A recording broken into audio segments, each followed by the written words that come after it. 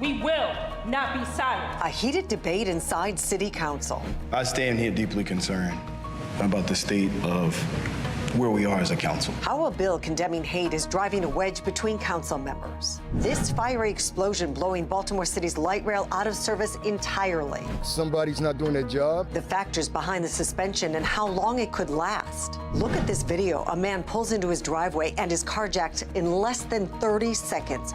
We continue to shine a spotlight on the surge in crimes like this as frustrations mount. It's almost like the city is a virus. Baltimore County's Inspector General says she was blindsided by a push from the council to strip powers from her office. We pressed the chairman on his decision. Did the two investigations that the IG did on you have anything to do with the reason behind these amendments? Live from WBFF in Baltimore, this is Fox 45 News at 10. We're following breaking news. Hunter Biden has been indicted on 9 tax charges in California. 3 are felonies, 6 misdemeanors. In the indictment, prosecutors say Biden failed to pay at least $1.4 million in federal income taxes between 2016 and 2019. If convicted of these charges, Hunter Biden could face up to 17 years in prison. He's already facing criminal charges in Delaware related to a gun purchase. Also breaking, Baltimore City's light rail service will be suspended starting tomorrow. It's not clear when it will be restored. Officials say a fire earlier in the year damaged several cars and service is being stopped so all of the cars can be inspected. Service will resume once enough cars are back in working order. Stay with Fox 45 News. Jeff Abel will join us live with a report and the impact coming up at 10:30.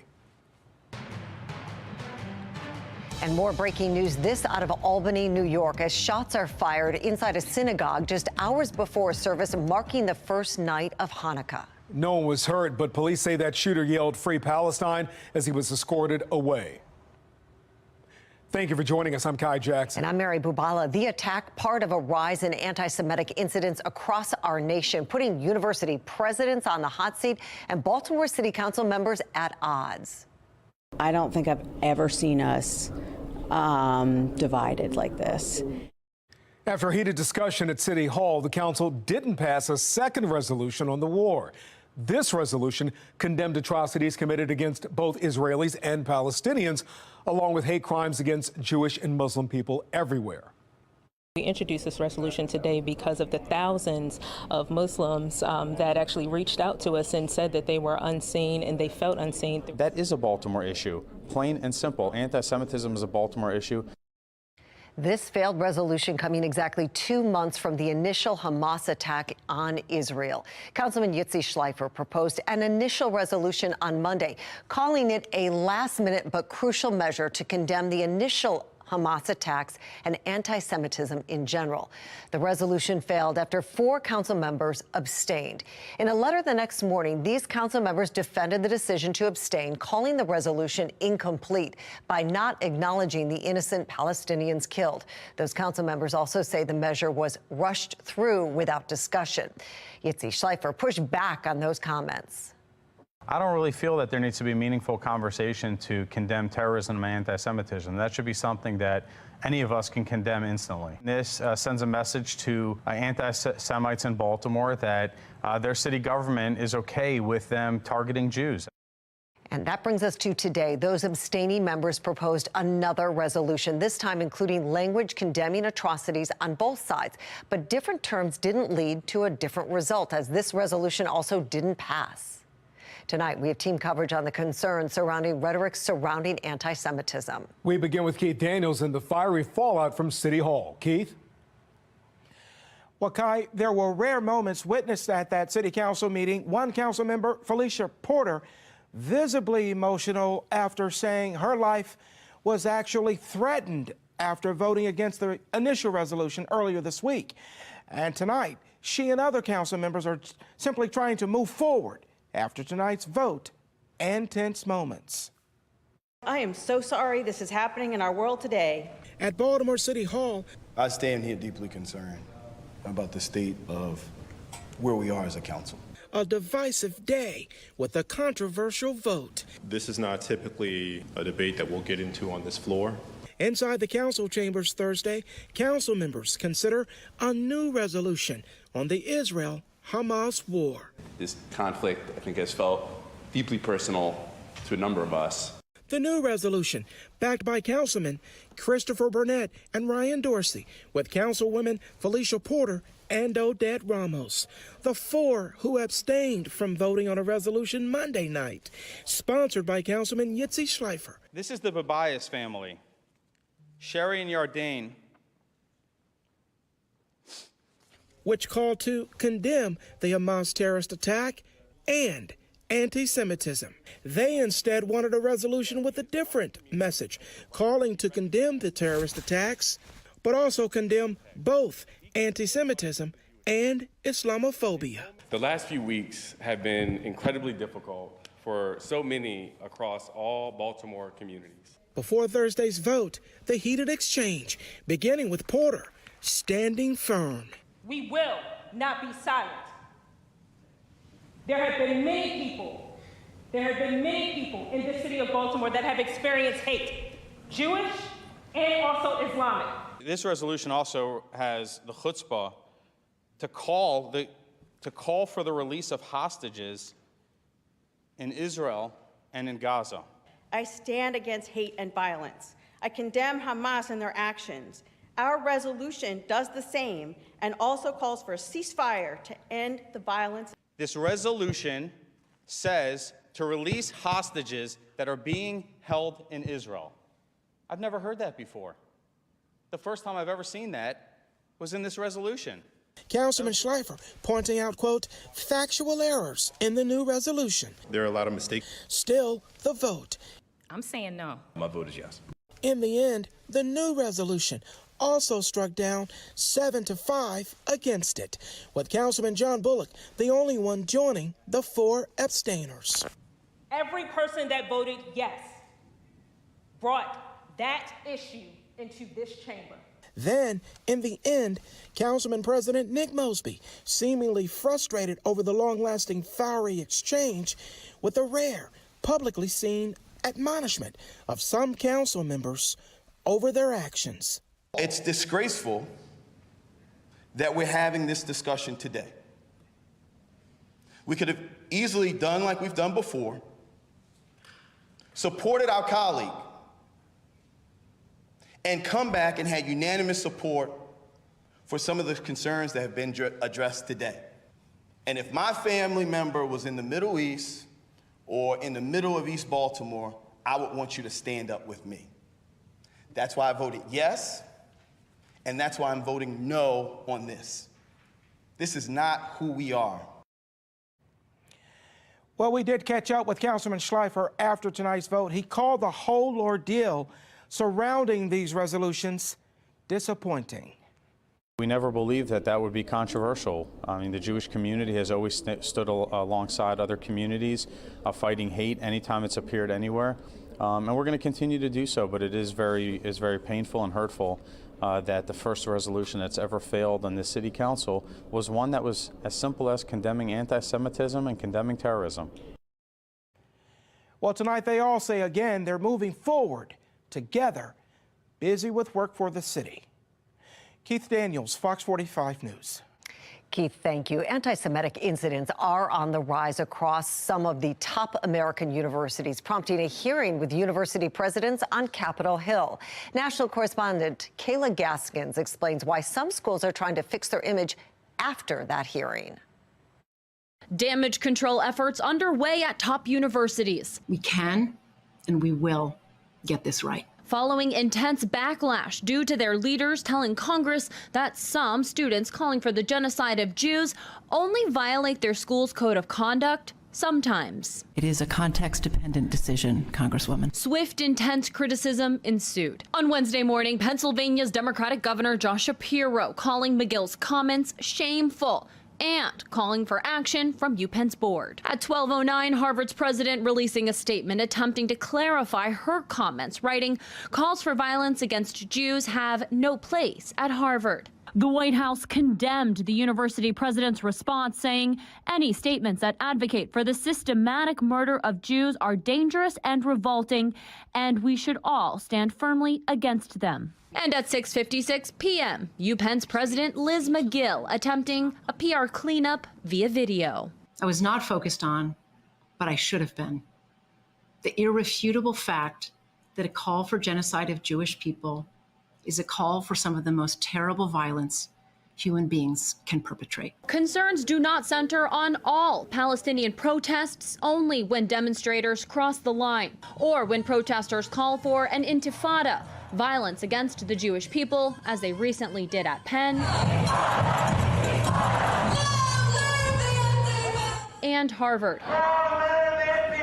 Graffiti and chanting from the river to the sea, also problematic due to its targeted meaning of eliminating the state of Israel and the Jewish people. The slogan projected on UPenn's campus. As calls escalate for these leaders to resign, the Department of Education opening up investigations into Harvard and UPenn for allegations of religion-based harassment on campus. In Washington, I'm Kayla Gaskins. Yesterday, Sinclair asked viewers across our nation, do you think the presidents of Harvard, UPenn, and MIT should resign over their handling of anti-Semitic protests on their campuses? More than 7,300 people answered that poll. 85% said yes. From Baltimore City to Baltimore County and even beyond, Fox 45 News has been hearing reports of young people stealing cars and committing other crimes multiple times a week. Yesterday, Fox 45 News learned 4 teens were arrested after an armed carjacking in Druid Hill Park. Police say the driver was working for a rideshare company, and the suspects used the app to call the driver before assaulting him and stealing his car. Police say it's an example of teens using an app or website to commit a crime. Last month, an 18-year-old from Pennsylvania was murdered during a Facebook Marketplace meeting in Baltimore. Police say the 18-year-old seller of the car shot and killed the teen who didn't want to buy it. The U.S. Marshals Service now says deputies are getting more involved in tracking down young people wanted for violent crimes. Whenever there's a situation where the person is presenting a threat to public safety, where their crimes directly influence people's decisions whether they want to leave the house or not, something has to be done, and that's why the United States Marshals Service is involved. We want to work with our local partners to take these violent individuals off the street, regardless of their age. Well, victims tell Fox 45 News the fear of getting carjacked or having their vehicle taken goes beyond physical safety, putting a strain on their pocketbooks and their sense of security. It's not just property theft. It's not. If you don't own your home, your car is the most valuable thing that you probably own. And it's not a luxury. It's the way that you get your kids to school, that you go to your job. I mean, these guys go around stealing these cars each and every day, tearing people's cars up, and we got to dig in our pockets for something that they done destructed. Right. It's not right. I don't think if they understand the ripple effect of everything that they're doing. Like, you're not just stealing a car, you're stealing someone's safety, their sense of security. Another shocking carjacking is caught on camera in Baltimore as 4 carjackers appear to ambush a man pulling into his own driveway. Despite the number of crimes and calls for help from residents, lawmakers still haven't released a plan to deal with the problem. Fox 45's Mackenzie Frost explains. This new video shows just how fast someone can have their car stolen. And this is one example that we're uncovering of this soaring crime that we're finding taking place in Senate President Bill Ferguson's district. In less than 60 seconds, a South Baltimore man pulls into his driveway, and at the ready, carjackers are waiting for an opportunity to strike. A red car blocks the driver in and put what looks like a gun up to the window. Another person pulls the driver out of the car. Watch it again. The 2 suspects hop out of the backseat of the car and demand a code from the driver. Then, in just seconds, the 2 suspects drive away, leaving the victim seen with his hands on his head, distraught. The video is another example of the soaring car theft problem in Baltimore City, and this crime taking place in Senate President Bill Ferguson's district.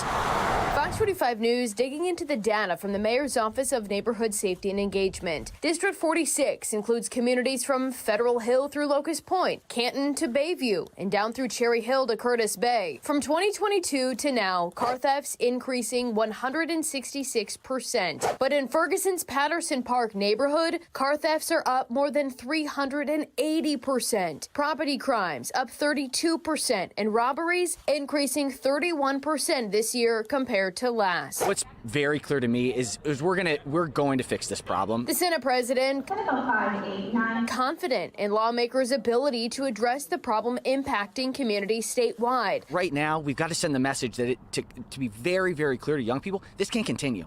This will not continue. But details on how to accomplish that goal are being held close to the chest by leadership. You can only give out so many clubs to solve a problem. Political analyst John Deedy argues criminals are strategic. Obviously, these guys had it planned the way they did it. And elected leaders don't have a choice but to find a way to turn the trend lines around. Lawmakers are going to have to respond. Until something changes in Annapolis, crimes like this one, turning this Baltimorean into another statistic, could continue. John Deedy also says that City State's Attorney Ivan Bates will be one to watch during session to see what policy plans he's supporting, since Deedy says Bates is emerging as a leader in the crime fight. In the newsroom, Mackenzie Frost, Fox 45 News. Police and prosecutors have been raising the alarm about juvenile crime now for months. We've heard from more than a dozen prosecutors representing about 80% of the state's population who say the state's juvenile crime laws leave their hands tied. House Speaker Adrian Jones and Senate President Bill Ferguson are two of the most powerful lawmakers in Annapolis. If you feel you're not being heard and want to contact them, their email addresses and phone numbers are on our screen. Coming up on Fox 45 News at 10, a Baltimore County community on edge after a rash of carjackings. We examine the string of crimes and where some are placing the blame. The MTA releasing this video of the blast on the light rail earlier this year that's partially to blame for a complete suspension of the service. What you need to know before the trains stop tomorrow. After a cool few days, we're getting ready for a nice warm up over the weekend. I'll let you know how long this warm trend lasts and when to expect rain. Fox 45 News is sitting down with Baltimore County Council Chair Julian Jones amid growing backlash over legislation that would strip the county inspector general of most of her powers. How he's answering to the outrage.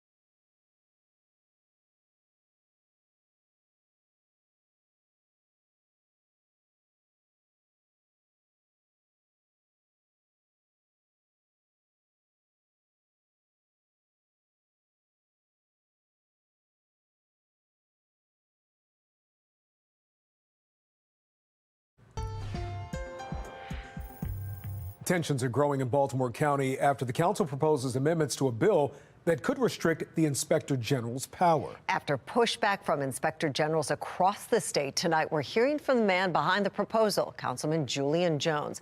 Fox 45's Rebecca Pryor has his response to the outrage. It's outrageous. It's outrageous. Neither she nor this administration were made aware of these amendments. The Baltimore County executive and IG blindsided by this leaked list of amendments they say Julian Jones made no mention of before Monday night's county council meeting. A vote was scheduled to finalize these long-awaited bills, solidifying the IG's office as a permanent position in the county. But at the last second, Jones making a motion to delay the vote for 2 weeks, allowing for any amendments to be reviewed by the public. If those amendments are placed, I will place them on the website. Everyone will see them. We will send them to the Office of Inspector General. Right now, they were just ideas. They were not amendments. You're saying you want to give the public time to weigh in on these proposals. Yes. But you'll only be giving them, at this point, even if you propose them today, it would be less than 2 weeks that they would have to look over them. Yes. Is that enough time? I think it's enough time. Less than 2 weeks to review changes to a bill 2 years in the making. Baltimore County spending $100,000 taxpayer dollars for the Blue Ribbon Commission to create this list of IG best practices following months of strenuous research. At the last minute, you proposed amendments that go against those recommendations. Can you explain where those amendments came from? Okay, so first of all, the only thing that happened Monday night was we postponed the bill. That's not unusual. We postponed a lot of bills. You did write out a list of amendments, and you were the only council person to do so, correct? Yes, but to be very clear, those items were not all my ideas. So whose ideas were they? Chairman, there was a compilation between myself, other members, stakeholders. Other members of the county council? Other members of the county council. Which members? Stakeholders. I'm not going to get into all the conversations that I've had with all the members, but what I'm saying to you is it's my responsibility to put those things in writing. Included in the leaked amendments, the ability for any county employee who comes in contact with the IG to be able to request reimbursement for lawyer fees. I know of a case, and I'm not going to use the lady's name, where the policies of the Inspector General caused her to be very fearful for her job. As it turns out, I think she was just a witness. They wanted to talk to her. So she didn't even need the attorney? Right, she didn't need the attorney. So then I guess why should taxpayers have to pay for that? Well, it's not a guarantee that we would. It's right now, today, there's no mechanism in county government for that to happen. The amendments would also weaken the subpoena powers of the IG, blocking them from being able to subpoena private citizens in connection to government investigations, a power the Blue Ribbon Commission found to be a vital tool for the IG's office. We're talking private records. We're talking cell phones. We're talking text messages, email exchanges, things that are outside of Baltimore County. And severely compromising the IG's ability to publish any and all investigations, Jones is proposing an advisory board made up of mostly government officials be created to review the opening of any investigations, review the reports, and approve the reports before information can be released to the public. This advisory board would not have any authority over the Office of Inspector General. In the amendment, it said that she would have to get approval from them before she publishes any reports. I'm not sure. I would have to look at that one. Maybe you're right. Jones's amendments following 2 IG investigations aimed at him. In one report, Madigan finding Jones inappropriately used his government email to solicit re-election donations. In another, she cited Jones for misusing public dollars to repave a private road, benefiting a Towson business owner and one of Jones's political donors. Did the 2 investigations that the IG did on you have anything to do with the reason behind these amendments? Absolutely not. Bottom line is that's the past. I'm moving forward. I have a job to do, and part of my job is to provide checks on the government and to represent the constituents as well as the best interests of the employees. But these amendments would protect you should you be the subject of another investigation. The bottom line is it's not about me. The bottom line is, as an elected official, I'm sort of like an open book. There's no, it's not about me or or it's about checks and balances and fair play. That's what it's about. Rebecca Pryor, Fox 45 News. Fox 45 News will continue to follow this developing story and keep you updated on air and online. If you'd like to contact county council members about the amendments, you can find their contact information on our website, foxbaltimore.com/newslinks. A regular befriends his local waitress only to later attack her. I'm Alexa Ashwell. On Maryland's Most Wanted, the taxicab assault that led to her kidnapping and the search for this fugitive.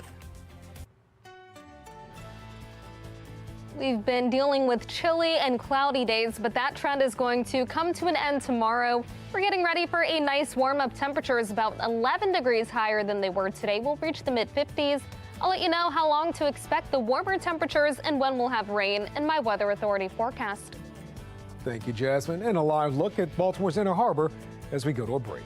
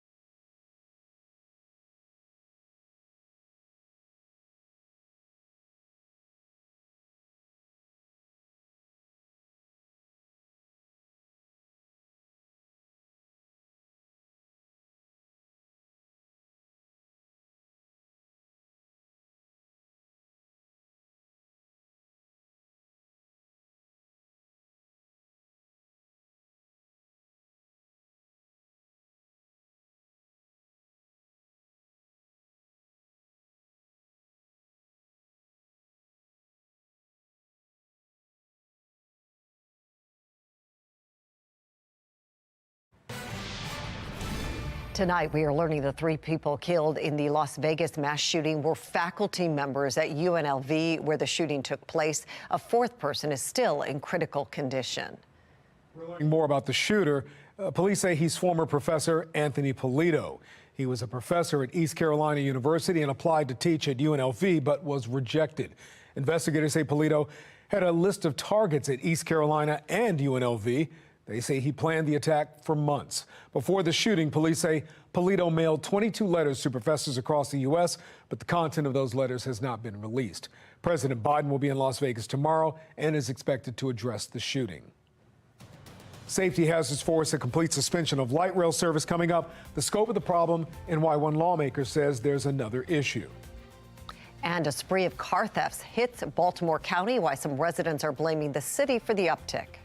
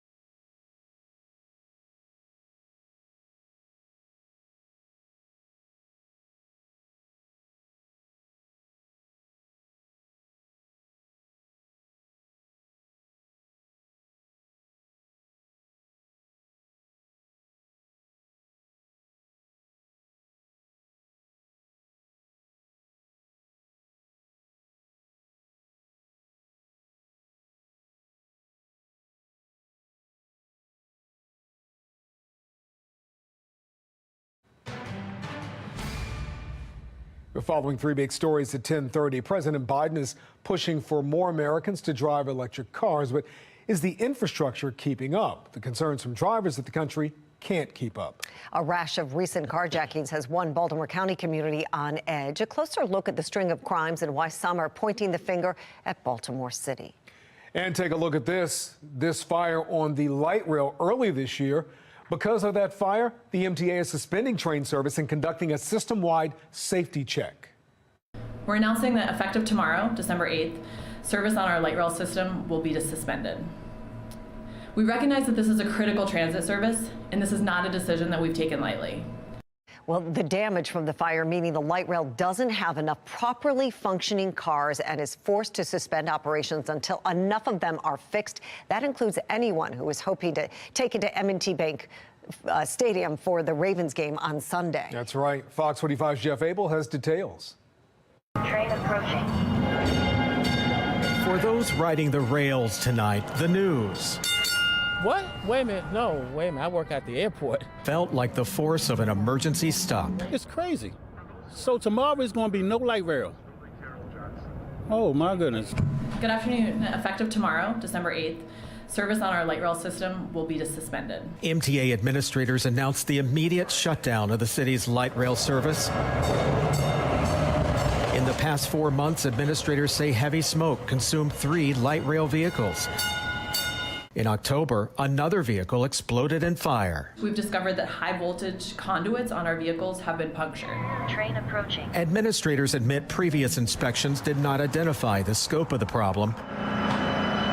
During this shutdown, MTA will inspect all 53 of its light rail vehicles. We've done some visual inspections and have determined over the weekend that, again, it's a more systemic issue than what we thought, and that's where we need to pull the cars from service so we can inspect all the rail cars as quickly as possible. The news comes just hours after transportation officials announced $3.3 billion in budget cuts over the next 5 years.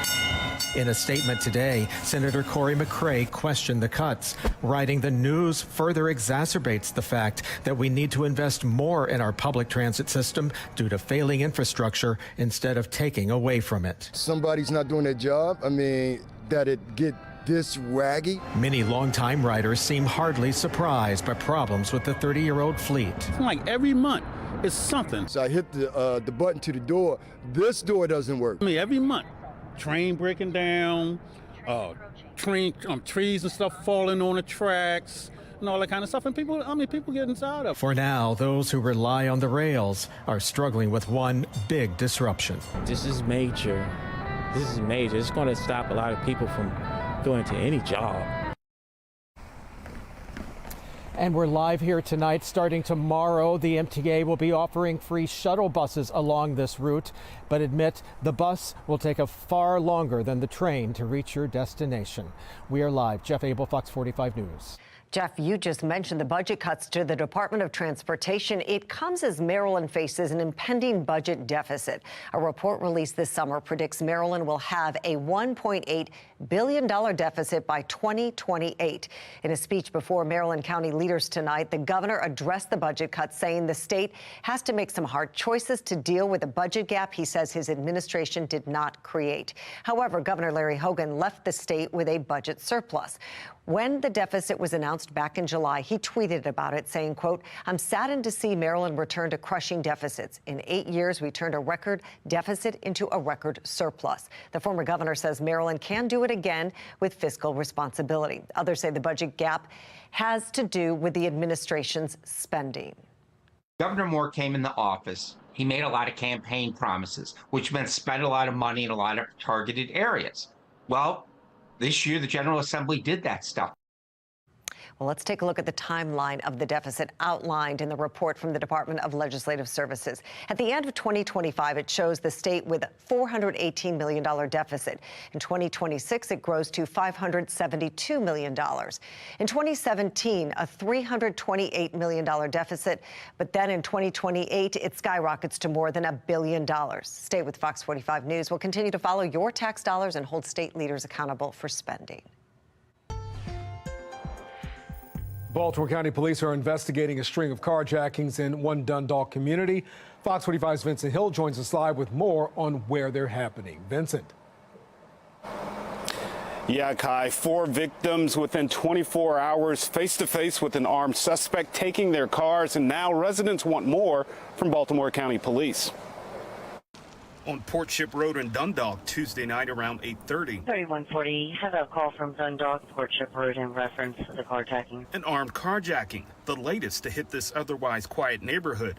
24 hours before, around 7:30. York Ship, South Ship. Caller said males approached the caller with a gun demanding her car keys. An attempted armed carjacking. 20 minutes later, and a few blocks away. Carjacking, Dublin Way. Similar description. Young man approached him demanding his keys. Another attempt. This is most likely going to be the same individuals. The third victim on York Way, not so lucky. This is going to be a completed armjacking. He just played a gun and took his card. The suspect sped off in his car. Carjackings is a little crazy. Residents in the area stunned that these brazen crimes are happening in their neighborhood. Kind of out of place for me. Wouldn't be something I would think of. Sam Hall lives around the corner from where the string of carjackings happened. I should be surprised. I'm really not. Hall blaming the rise of violent crimes in the area on the city. It's almost like the city is a virus. It almost seems like the city's getting bored and they're starting to just come out into the county. This past Sunday, 3 teens and an adult arrested in Baltimore City after carjacking a woman at a Starbucks in Towson earlier that day. 65 black male, 6 foot with a black weapon unknown type, Lake Avenue into the city. According to Baltimore County Police, as of Monday, the county has seen 105 carjackings this year, a 14% increase from last year. That increase not sitting well with residents. Everyone says they're going to do something. It just doesn't seem like it because it just gets worse and worse. And as far as a suspect description in those carjackings Monday and Tuesday, younger males wearing masks. We're live tonight. Vincent Hill, Fox 45 News. Vincent, thank you. Those aren't the only high-profile carjackings that have happened in Baltimore County last week. Fox 45 News heard from a Baltimore County woman who says 2 boys carjacked her at gunpoint steps from her Rosedale home. They say the suspects left her with a black eye. I just want to be safe in my own neighborhood, and right now I don't feel safe. I don't know. We want to stay here, and we're staying here as long as we can, but we may consider moving. In Anne Arundel County last week, police say a woman was the victim of an armed carjacking in the parking lot of a store along Arundel Mills Circle. Police say 2 suspects threatened the woman with a gun before getting away in her car. In August, Fox 45 News obtained surveillance video showing teenagers running away after police say they assaulted a woman and tried to take her keys but weren't successful. Police say those teenagers were from Baltimore. Tonight, there are new concerns that the move to electrify America isn't in line with America's infrastructure. That push has been central to the Biden administration, which just issued a new rule on methane emissions. National correspondent Christine Frizzau has the fallout. Sales of electric vehicles this year already in record-breaking territory, with more than 1 million sold. And then as you drive over it, you lose. In Detroit, a quarter-mile stretch just became the first public electrified roadway in North America. We're going to use this as a springboard to learn and understand how things work, but ultimately, how can we scale this up? The push has been central to the Biden administration, with the Inflation Reduction Act including $7.5 billion to build new EV charging stations. We're going to put IBEW members and other union members to work installing a national network of charging stations along our roads and highways in our communities, over 500,000. But 2 years later, those tasked with building those charging stations say it's slow going. In the last 2 years, how many charging stations have actually been built? 0. Charging manufacturer Arcady Sosanoff blames the federal government for the delays on projects that already take 1 to 3 years and require an immense amount of power. Just to give you a sense, one vehicle charging in the parking lot will use as much power as an entire Walmart. The Biden administration's goal of making 2/3 of new passenger cars all electric by 2032 also unlikely, experts say. The regulation is way ahead of the public. The American public